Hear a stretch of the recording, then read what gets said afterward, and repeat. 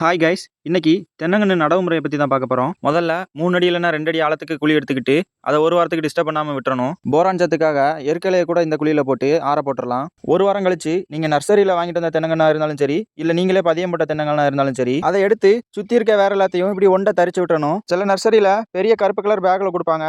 Back விட்டு வெளியே வளர்ந்துருக்க வேற மட்டும் கட் பண்ணா போதும். நீங்க தோண்டின குழியை அரை அடி மட்டும் விட்டுட்டு வெளியே இருந்து மண்ணள்ளி போட்டு மூடிடுங்க. குழி தோண்டும் போது உள்ள இருந்து அள்ளின மண்ணை திரும்ப உள்ள போடக்கூடாது. குழியை தோண்டிட்டு திரும்ப மூடுறதுக்கு ஒரு அர்த்தம் இருக்கு. அப்பதான் வேர் ஃப்ரீயா வளரும். அடுத்து கரையான் அரிக்காம இருக்கிறதுக்காக சைபர்மெத்ரின் டஸ்ட் கொஞ்சம் போட்டுக்கிடணும். நான் போடாம விட்டதுனால தான் காயை ஃபுல்லா அரிச்சிட்டு அடுத்து கண்ணை நல்லா நேரா நிக்க வச்சு மண்ணை போட்டு மூடிடணும். அடுத்து கண்ணு நல்லா நேரா நிக்க மாதிரி அட்ஜஸ்ட்மெண்ட்லாம் பண்ணிட்டு கால் வச்சு இப்படி லைட்டா மிதிச்சு விட்டுக்கணும். எல்லாம் முடிச்சதுக்கு பிறகு காய் இந்த அளவுக்காச்சும் வெளியே தெரியணும். அப்பதான் தண்ணி பாய்ச்சும் போது குருத்துல தண்ணி தேங்காது. மறக்காம தண்ணி ஊற்றி விட்டுருங்க. அந்த வேர் கட் பண்ணது எதுக்குன்னா அப்பதான் புதுசா நிறைய வேர் முளைக்கும். ஃபைனலா மேல கொஞ்சம் சைபர்மெத்ரின் தூவி விட்டுருங்க. நான் வச்ச ரெட் பாம் வீவில் ட்ராப்ல 2 வீவில் ட்ராப் ஆயிருந்துச்சு. அடுத்த வீடியோல சந்திப்போம். டாடா, பை பை.